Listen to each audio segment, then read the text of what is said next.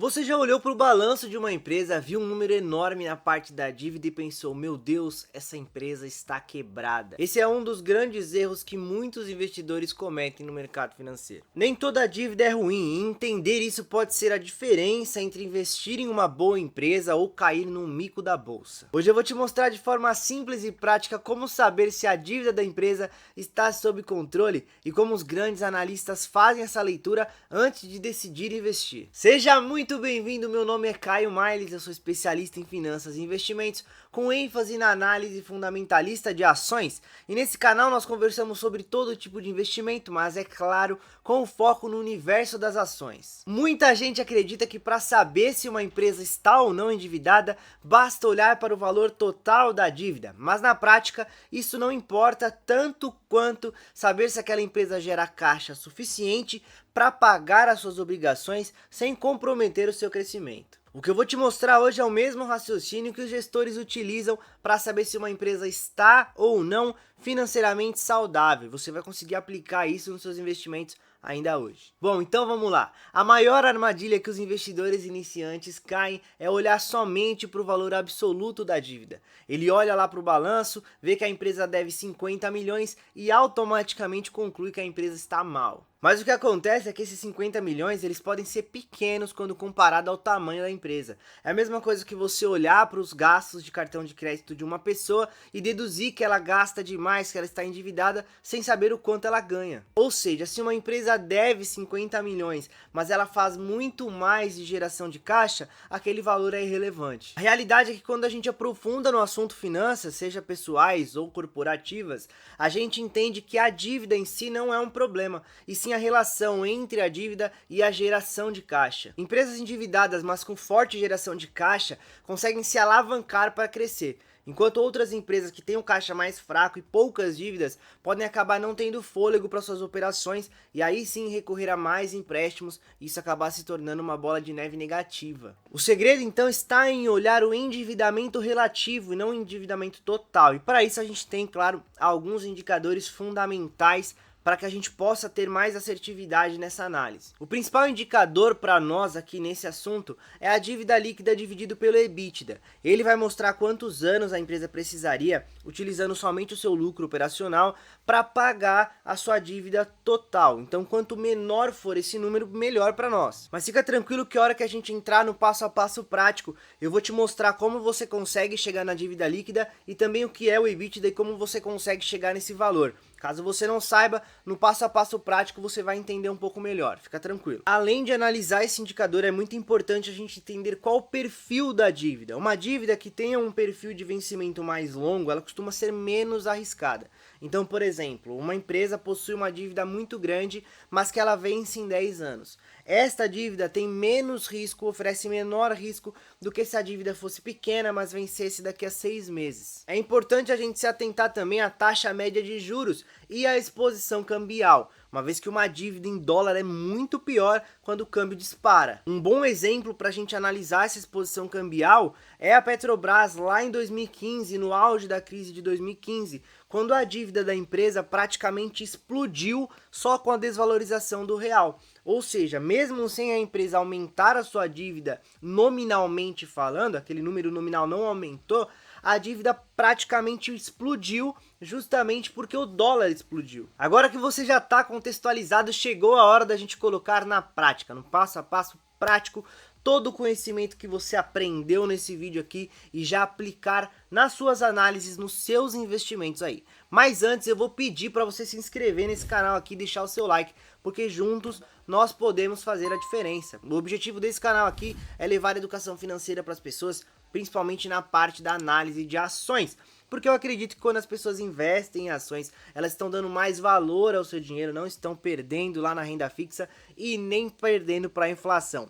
Então, dando mais valor ao seu dinheiro, as pessoas conseguem sim um país mais rico, que oferece mais oportunidades para aquelas pessoas que precisam mais, e dessa forma a gente consegue diminuir um pouquinho a desigualdade nesse país. Eu conto com você. Chegou a hora então da gente colocar na prática. Do zero você vai aprender a analisar esta dívida na empresa que você quiser. Então você vai pegar uma empresa que você acredita que seja uma boa empresa para você investir nas ações dela, para você fazer essa análise, vai entrar lá no site da empresa e vai no RI, Relações com Investidores. Chegando lá, você vai fazer o download do balanço do último trimestre da empresa. Você vai até a seção dívida bruta e dívida líquida e você vai anotar esses valores, dívida bruta, caixa e equivalentes. Para chegar no valor da dívida líquida é muito fácil. Você vai pegar a dívida bruta e você vai subtrair o caixa da empresa. Essa pequena equação vai te mostrar qual é a dívida líquida daquela empresa. É nessa hora que você vai pegar o EBITDA dos últimos 12 meses, que geralmente está presente no mesmo relatório,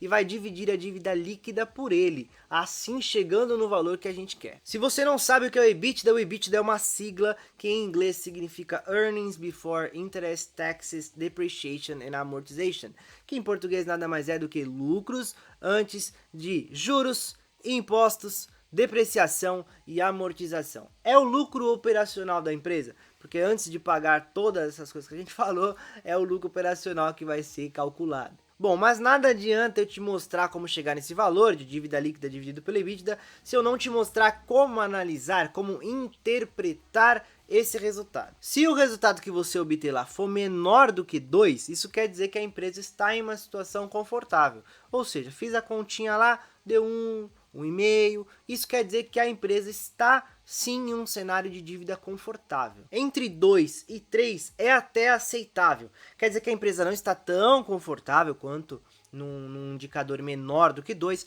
mas também não quer dizer que a empresa esteja correndo riscos gigantescos, nem nada do tipo.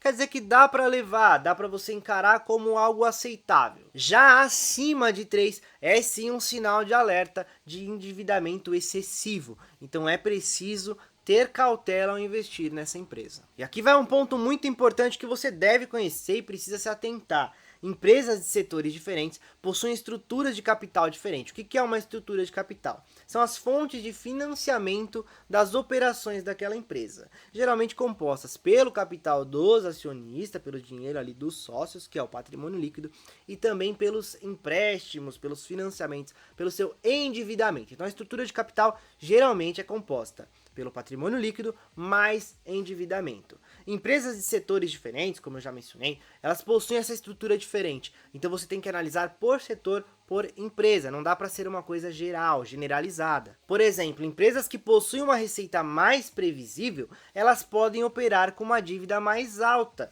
justamente por saberem quanto vão receber, não tem tanta preocupação assim, não existe tanta volatilidade no caixa. Já empresas que possuem um fluxo de caixa mais volátil, principalmente empresas novas, né, podemos colocar aí as startups, elas precisam ser um pouco mais conservadoras em relação a dívidas. Então é preciso você saber analisar, principalmente nessa parte de empresas mais maduras, empresas mais novas, para você entender que cada empresa deve ser analisada de uma maneira diferente. Então não é possível que você pegue um apanhado geral. Você precisa sim analisar cada dívida, analisando também o contexto daquela empresa. Você também pode complementar essa sua análise utilizando um índice chamado de cobertura de juros, que é o EBIT, que é praticamente a mesma coisa que o EBITDA, só que sem contar a depreciação e amortização. Você vai pegar o EBIT e vai dividir pelas despesas financeiras dessa empresa. Esse indicador vai te mostrar quantas vezes o lucro operacional dessa empresa cobre o custo da dívida. E nesse caso, então, quanto maior, melhor. Então, se for menor do que 2, é um sinal de alerta de que essa empresa está com dificuldade de pagar essa dívida. É preciso que eu te fale aqui alguns erros também para que você não cometa na hora de analisar. O principal deles, que eu acho que eu falo em todos os vídeos, e nesse eu também vou ter que falar, é que um indicador somente, um indicador analisado isoladamente, não vai te falar absolutamente nada. Então o ideal é que você assista aqui do canal outros vídeos, tem vários vídeos aqui sobre indicadores também, eu estou trazendo cada vez mais, para você assistir e entender vários indicadores e assim você poder fazer uma análise mais completa. A dívida líquida dividido pelo EBITDA é um excelente indicador para te mostrar se aquela empresa está alavancada ou não, se aquela empresa está trabalhando dentro de um endividamento saudável ou dentro de um endividamento excessivo. Porém, se acontecer algo que inflar o EBITDA daquela empresa, o indicador perde total sentido.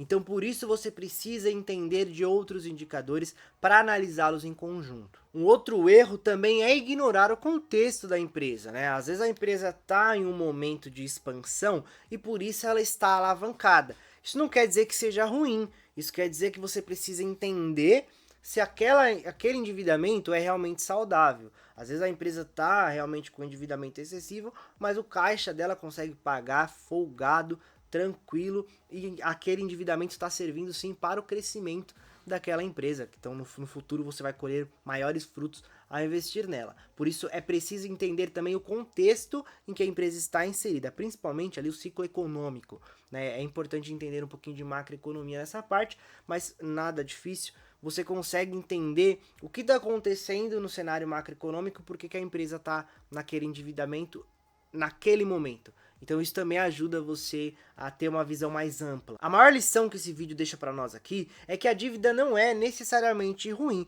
Muitas vezes a dívida pode sim, quando bem utilizada, ela pode sim ser um instrumento de crescimento para aquela empresa. Ela pode sim ser uma ferramenta de criação de valor e não de destruição. Basta que ela esteja, claro, sob controle, muito bem administrada. Basta que a gente olhe para as maiores empresas do mundo que a gente vai entender que todas elas possuem dívidas. Todas as empresas que estão buscando crescimento, que estão expandindo operações, todas, sem exceção, vão possuir dívidas. Então a questão está, não é o problema em si, não é a dívida, mas sim a geração de caixa. Lembra que eu falei entre a relação dívida e geração de caixa? Quando o caixa que é gerado, ele consegue entregar valor, ele consegue pagar aquela dívida e ainda assim gerar valor ao acionista, a dívida é irrelevante.